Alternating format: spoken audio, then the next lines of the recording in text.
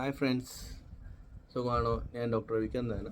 നമ്മൾ എക്സസൈസ് ചെയ്യുന്ന സമയത്തും ഇല്ലെങ്കിൽ വെയ്റ്റ്സ് എടുക്കുന്ന സമയത്തും എങ്ങനെയാണ് നമുക്ക് ഹെർണിയ എന്ന് വെച്ചാൽ കുടലിറക്കം വരാതിരിക്കാനായിട്ടും കൂടാതിരിക്കാനായിട്ടും ചെയ്യുന്ന ടിപ്സാണ് ഇതിന് പറയാൻ പോകുന്നത്.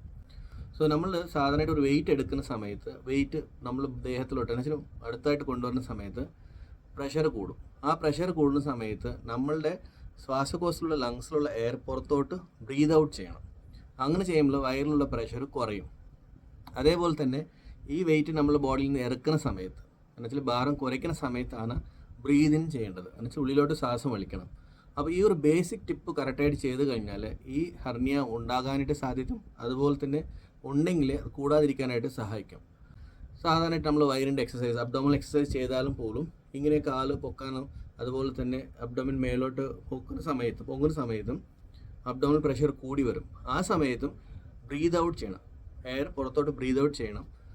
വീണ്ടും നമ്മൾ നോർമൽ പൊസിഷനിലേക്ക് കൊണ്ടുവരുമ്പോഴാണ് ബ്രീത് ഇൻ ചെയ്യേണ്ടത്. ഈ ഒരു ചെറിയ ടിപ്പാണ് നമ്മൾ ജിമ്മിൽ പോയാലും ഇല്ലെങ്കിൽ ഏതെങ്കിലും വെയ്റ്റ്സ് എടുക്കുന്ന സമയത്തും നമ്മൾ നോക്കേണ്ട വളരെ ഇമ്പോർട്ടൻ്റ് ഉള്ള കാര്യമാണ്. Okay, thank you.